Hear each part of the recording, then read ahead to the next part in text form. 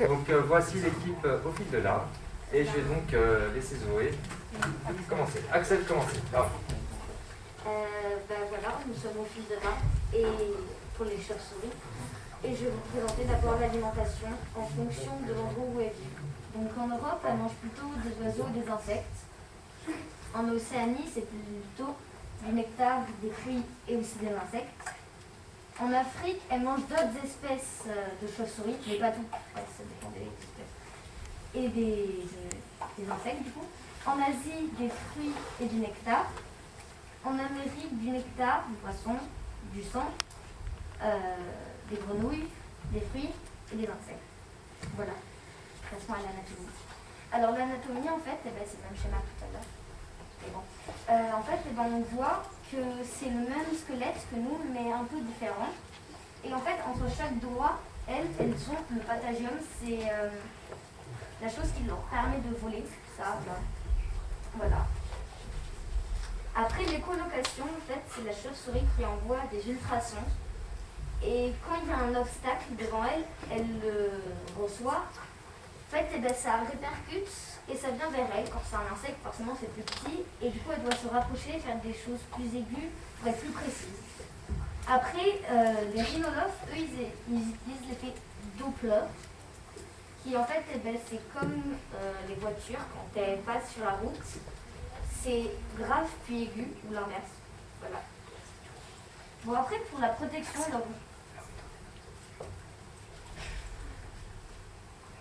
et pour la hauteur des notes aussi, en fait, on peut mettre dans un tableau, par exemple, plus ça monte, plus c'est aigu, et plus c'est précis. Donc ça le portée. Ah oui, mais en fait, plus c'est aigu, moins la portée est grande, en fait. Voilà. Et plus c'est grave, plus c'est grave. Après, pour la protection dans vos jardins, il faudrait avoir le plus possible d'arbres. Bon, après, c'est pas... Voilà, on a des arbres normalement. Et pour qu'elle niche, en fait, il faudrait soit des arbres morts pour qu'elle niche dedans, ou qu'elle s'attache aux branches, soit un gîte à chauve-souris. En fait, c'est quelque chose qui prend très peu de temps à monter. Et du coup, en fait, elle rentre par en bas pour loger à l'intérieur. Et aussi, le minimum dans votre jardin, si vous en avez un, ce serait de laisser 1 mètre carré d'herbe qui pousse sans la tondre ni l'entretenir. Comme ça, les insectes peuvent être plus nombreux et donner ainsi plus à manger aux chauves-souris. Voilà. Du coup, là, on a le tableau d'enquête qu'on a réalisé. C'est-à-dire qu'on a mis tous les mots de vocabulaire qu'on avait appris pendant la semaine. Donc maintenant, on va passer un petit quiz, mais du coup, je vais laisser Yvan vous répartir dans les équipes. Alors, de Pierre à Pierre ici, du bois, ça sera l'équipe rouge, un chef, moi, ensuite, oui, de Pierre à Pierre, donc toi tu es dans cette équipe. Ah non. Ensuite, de toi à moi, ça sera l'équipe dorée. Et ensuite, Maintenant, c'est bon. ça suffit. Il y en a deux. C'est bon, trois. Et ensuite, voilà. Bref, du coup, maintenant, je vais vous expliquer les règles. Et pour les autres. Du coup, maintenant, je vais vous expliquer les règles du quiz. Donc, déjà, comme c'est un quiz avec des choix multiples, il peut y avoir plusieurs réponses dans la question. Et aussi, avant de donner une réponse, vous vous concertiez et qu'il y en ait un seul qui lève la main. Et si c'est faux, vous ne pourrez pas vous corriger, on donnera la main à une autre équipe. Ok, du coup, pour la question 1, c'est les chauves-souris doivent manger des insectes, des oiseaux, des grenouilles ou du nectar. Oui. Oui, mais je saurais quel continent. Oui. N'importe lesquels. Bon, donc, les chauves-souris peuvent manger des insectes, des oiseaux, des grenouilles ou du nectar. Oui, toi, tout. Oui, c'est ça. Ensuite, Et c'est l'équipe quoi? Vous êtes l'équipe Rouge. Ensuite, combien d'espèces de chauves-souris y a-t-il en France? Moins de 10, entre 10 et 20, entre 20 et 30, plus de 30. Oui. C'est oui. Oui, là. Entre 10 et 20? Non. Non. Vous avez dit quoi? Bah, vous, c'était ici. Bah, un de vous, c'est à toi, Pierre. Plus de 30? Oui, il y en a exactement 34. Donc, quelles chauves-souris ont les plus grandes oreilles? Les pipistrelles, le noctule, le murin ou l'oreillard? Oui. Les pipistrelles? Non. Non. Non, les. Je crois le deuxième choix. La noctule? Ouais. Non. Non, c'est le. Oui, au fond, il y a au fond. L'oreillard? Oui. Ensuite, C'est dans le nôtre. Non, il est sorti. Comment communique-t-elle? comment communique-t-elle? Par une façon? Oui. Ensuite, les chauves-souris hibernent-elles? Non. C'est divers. Ça s'est levé là-bas. Ici? Oui. Arthur? Oui. Oui, c'est ça, c'est bon. Et les hivers aussi. Quelle est la plus petite chauve-souris de France? Le murin, la pipistrelle, le noctule ou le rhinolophe? La pipistrelle. Oui.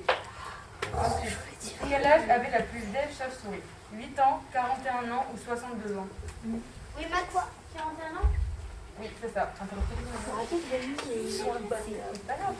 Combien ont-elles de petits par portée? Moins de 2, entre 2 et 4, plus de 4. Oui, au fond. Attends, Combien de bébés? combien de bébés elles ont par portée? 4. Entre 2 et 4. Non. Moins de 2? Ouais. Oui. À quel ordre animal appartiennent-elles? Donc, aux arthropodes, aux mammifères, aux oiseaux ou aux poissons? Bah oui, ça s'est levé là. Mammifères. Ouais. Donc maintenant, on va faire un petit jeu qui ne va pas rapporter de points, mais c'est juste pour avoir quelques petites connaissances. Donc, Koshi va vous mettre plusieurs bruits d'animaux et vous allez devoir deviner lequel est celui de la chauve-souris. Donc si vous pensez que c'est un son de chauve-souris, un ultrason de communication ou d'écolocation, vous levez la main. D'accord? Il y aura 8 sons. À vous de départager ce qui est chauve-souris. Premier son, est-ce que ça, c'est une chauve-souris?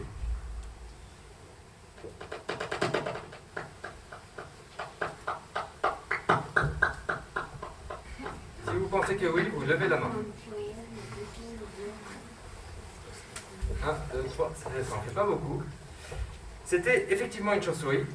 Et c'est celle qu'on entend ici en face du bureau et qu'on a entendu donc mercredi soir et jeudi soir pendant près d'une heure avec donc la Bad Box qui nous a permis de l'écouter. Autre son. Est-ce que ça c'est une chauve-souris?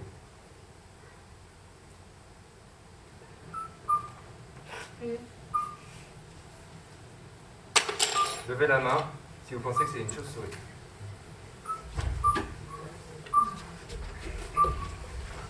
Ok, pas beaucoup non plus. Cette fois-ci, c'était pas une chauve-souris, c'était un crapaud. C'était le crapaud à lit qui est le crapaud accoucheur, je crois, qui porte ses bébés sur lui. Ah oui, qui porte ses œufs sur le dos. Ok. Troisième son. Est-ce que ça, c'est une chauve-souris?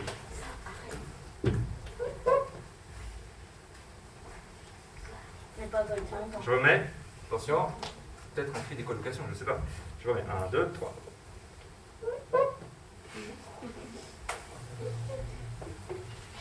Il y en a pas mal, presque la moitié. Cette fois-ci, eh ben, c'était un insecte. C'est un insecte qui peut faire ce son. C'est un membracide qui peut faire ce son. Un membracide, c'est un cousin éloigné des pucerons qui peut communiquer à travers le sol, les plantes, ce genre de choses. Est-ce que ça, c'est une chauve-souris?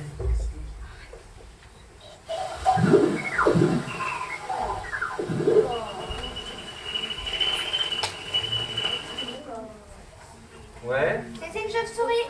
Ah ouais. C'était aussi une chauve-souris. Ça va, vous l'avez Un pas peu moins de la dit, ça. moitié. Cette fois-ci, c'était un rhinolophe, le petit. On en a trouvé un d'ailleurs. Il était dans le bureau à un moment donné. Et c'est les rhinolophes qui utilisent l'effet Doppler justement. C'est un des seules chauves-souris qui utilisent l'effet Doppler pour pouvoir avoir plus d'informations dans. Il faudrait que vous arrêtiez de rigoler à chaque Avec chaque fois parce que quand vous rigolez pas, on est sûr que c'est pas une chauve-souris. Enfin, si. C'est ça? Bon, on continue. Bah, Est-ce que ça c'est une chauve-souris? On continue?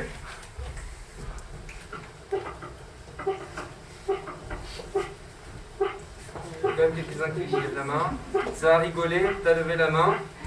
C'était pas une chauve-souris. C'était aussi un membre acide, un autre insecte qui est capable de faire des bruits rigolos. Avant-dernier. Est-ce que ça c'est une chauve-souris?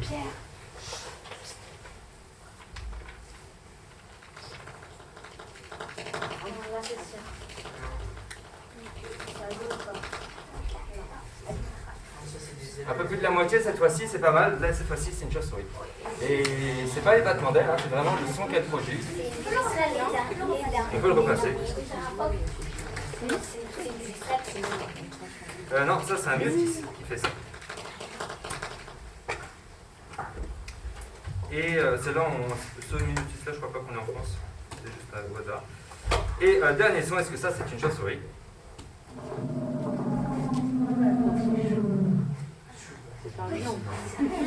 Ok. Parmi vous, qui avez la mauvaise réponse parce que c'était aussi un insecte. Ah bon? C'était pas Chewbacca non plus. Allez, un petit dernier pour la route. Un petit dernier pour la route. Est-ce que ça c'est une chauve-souris?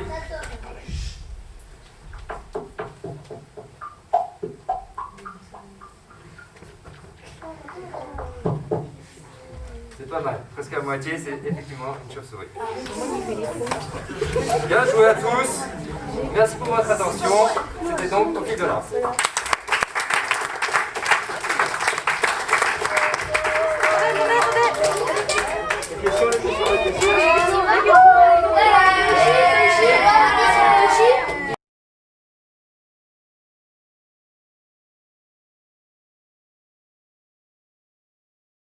C'est quoi la partie droite de l'arbre? C'est quoi la partie droite de l'arbre? Qu'est-ce que tu nous as dessiné? C'est les cordes où on a grimpé. Et là, c'était le chien.